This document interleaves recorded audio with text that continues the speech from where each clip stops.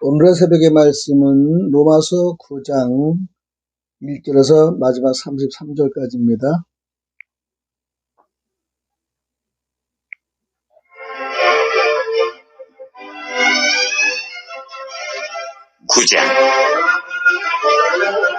내가 그리스도 안에서 참말을 하고 거짓말을 아니하노라. 나에게 큰 근심이 있는 것과 마음에 그치지 않는 고통이 있는 것을 내 양심이 성령 안에서 나와 더불어 증언하노니, 나의 형제 곧 보륙의 친척을 위하여 내 자신이 저주를 받아 그리스도에게서 끊어질지라도 원하는 바로라. 그들은 이스라엘 사람이라. 그들에게는 양자됨과 영광과 언약들과 율법을 세우신 것과 예배와 약속들이 있고, 조상들도 그들의 것이요 육신으로 하면 그리스도가 그들에게서 나셨으니 그는 만물 위에 계셔서 세세의 찬양을 받으실 하나님이시니라. 아멘. 그러나 하나님의 말씀이 폐하여진 것 같지 않도다. 이스라엘에게서 난 그들이 다 이스라엘이 아니요 또한 아브라함의 씨가 다 그의 자녀가 아니라 오직 이삭으로부터 난 자라야 내 씨라 불리리라 하셨으니, 곧 육신의 자녀가 하나님의 자녀가 아니요 오직 약속의 자녀가 씨로 여기심을 받느니라.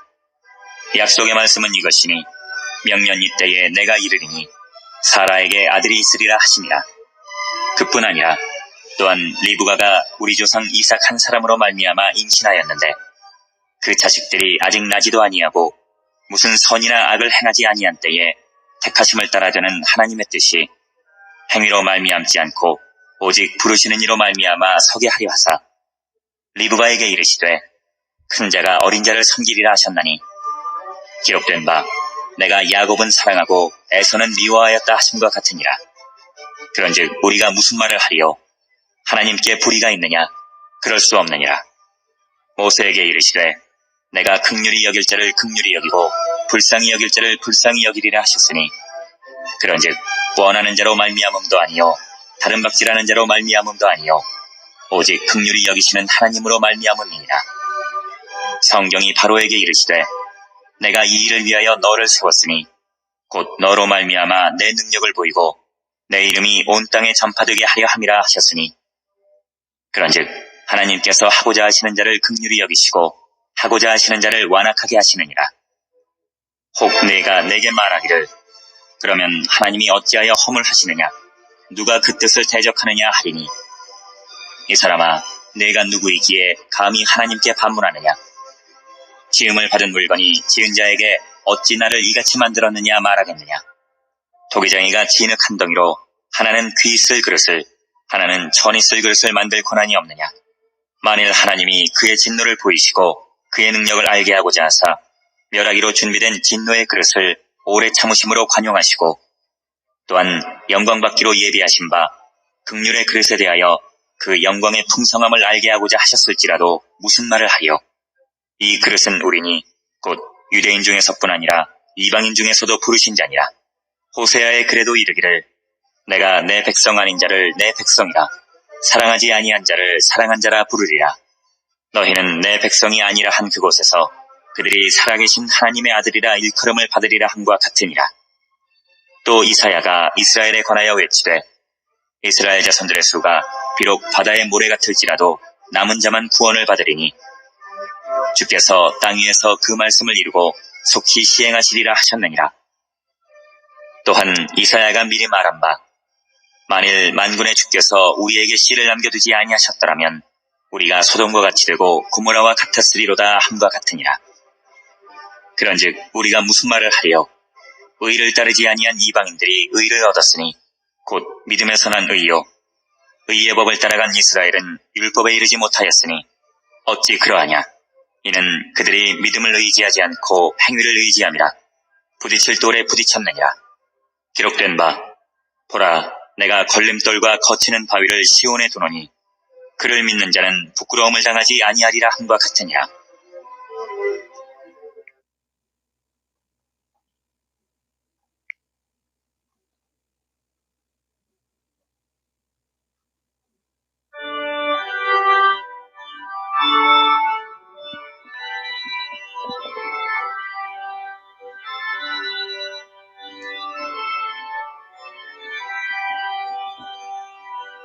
자연 성품 성자 성령 성자 이는 세계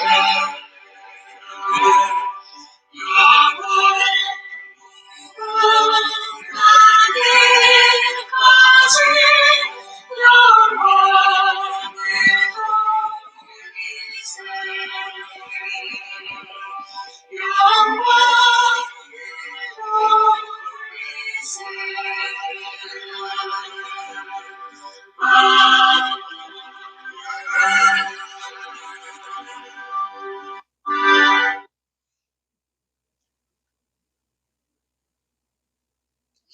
로마서 9장 1절에서 33절의 핵심은 유대인들은 자신들이 아브라함의 자손임을 자랑하며 그 이유만으로 구원받을 줄로 착각하고 생각하는 겁니다.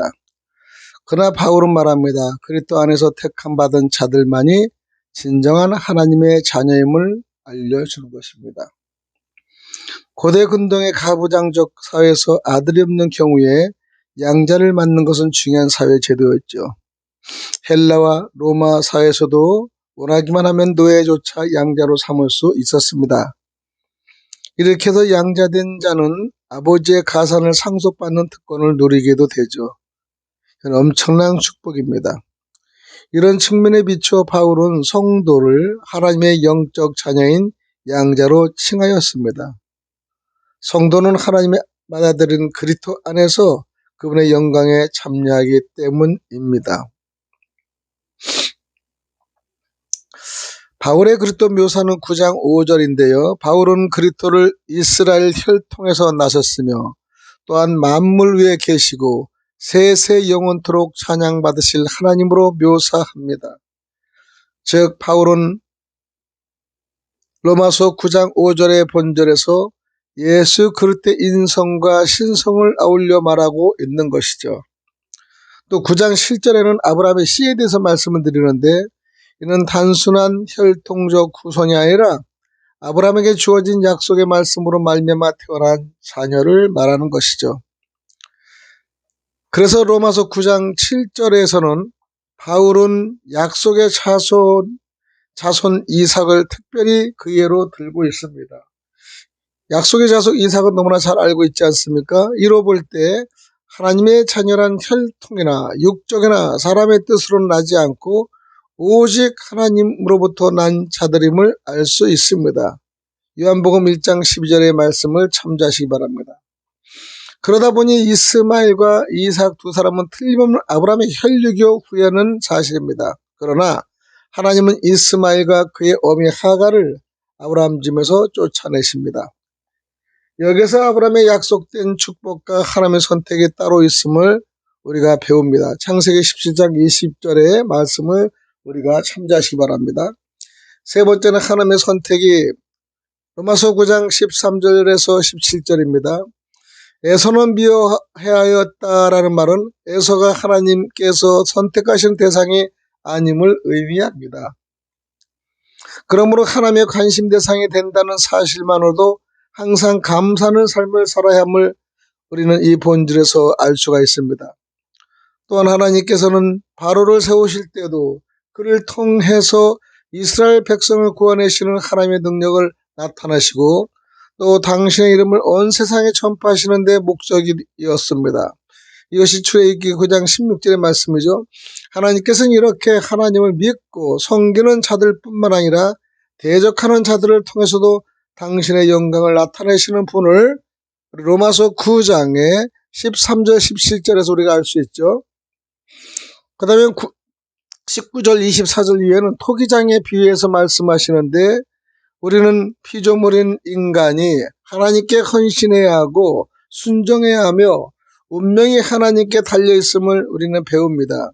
또한 인간은 창조주의 믿음으로만 구원을 받을 수 있음을 우리는 알아야 합니다. 또 9장 27절 이후에는 이스라엘의 구원에 관한 이사야 예언에 대해서 말씀하시면서 이사야 선지자는 이스라엘의 뭇 자손의 수가 바다의 모래와 같이 많을지라도 남은 자만 구원을 얻을 것이라고 예언합니다.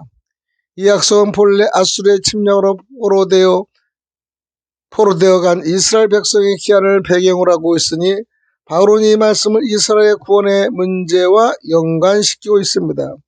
즉 이러한 남은 자, 즉 사상은 심판을 전제로 하고 있는 것인데, 그렇기 때문에 남은 자는 심판과 멸망 중에서 구원받을 자를 뜻하는 것으로 선택교를 연상시킵니다. 로마서 9장에 우리가 핵심을 보면요, 양심의 역할은 9장 1, 2절의 말씀을 드리는데, 양심의 역할은 주어로 그럼 무엇입니까? 그것은요, 하나님을 두려워하고 죄악을 깨닫게 하며 선악을 분별하게 하고 하나님을 찾게 되는 것입니다.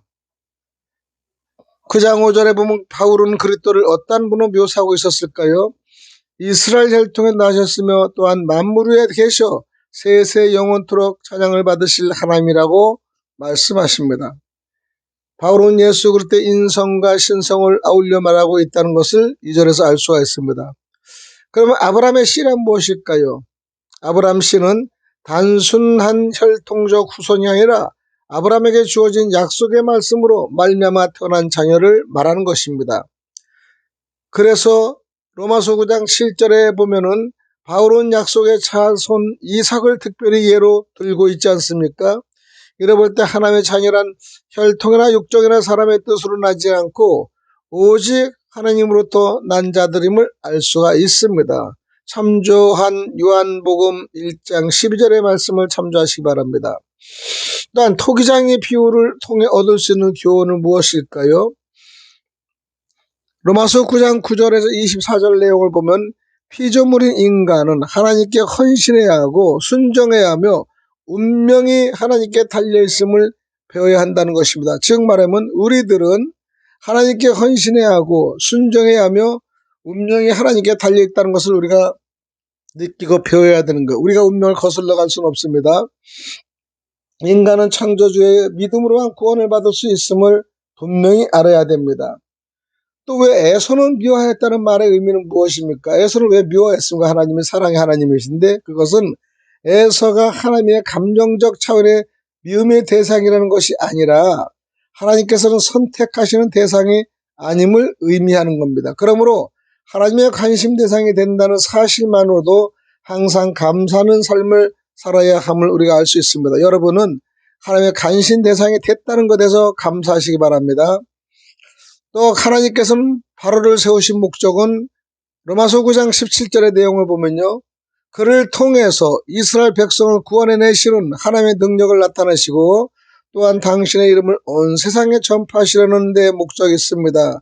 출애굽기 9장 16절의 말씀을 보시 말고요, 우리가 이 북한도 하나님이 백성을 구원해내시는 능력으로 나타내시고 또 북한도 바로 바로와 같이 선택해서 세워서 사용하는 것을 우리가 볼 수 있습니다.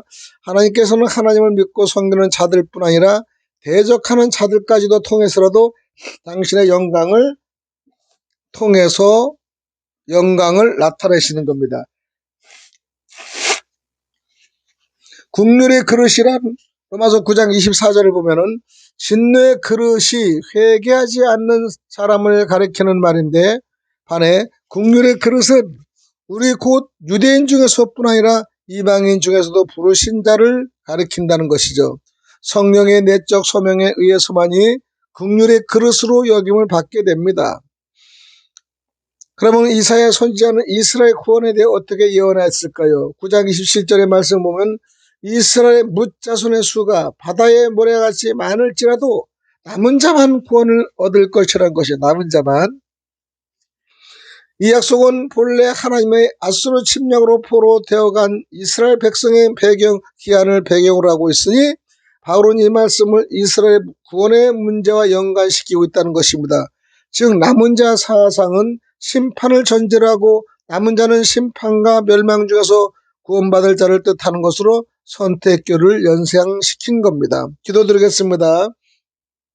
머지않아 감사합니다. 오늘도 주님이 주시는 귀한 사역을 통하여 로마서 9장의 의미를 알게 해주심을 감사하며 주님의 선택은 주로 주님의 영광이고 주님의 남은 자까지 선택했습니다. 우리는 주님의 모든 깊은 뜻에서 알 수 있도록 도와주시옵소서. 로마서 고백한 대로 바울의 엄숙한 고백을 우리가 말하고 있습니다. 내가 그리스도에서 참말하고 즉 나는 거짓말을 하지 않는 하나님의 백성이라고 말씀하시고 자녀의 한삼에서 그것을 말한다고 했습니다. 그렇게 우리는 간청을 해야 됩니다. 또한 우리들은 자기 양심에 호소해야 됩니다. 그가 말하려고 하는 것은 은밀한 일입니다. 그것은 우리 마음속에 슬픔에 강한 구속 하나님께 그의 양심 외에는 아무도 그것을 충분히 증거할 수 없는 것이라는 것을 깨닫게 해주심을 감사합니다. 내가 큰 근심 있는 것과 그러므로 그 언급하는 즐거운 일이 아니겠습니까? 오늘도 말씀을 통해 즐겁게 고백하는 저와 여러분이 되시기를 간절히 축원드리고 부탁을 드립니다. 오늘도 감사하며 살아계시고 역사하시는 그리스도 되신 예수님 이름 받들어 간절히 기도드리옵나이다. 아멘. 할렐루야.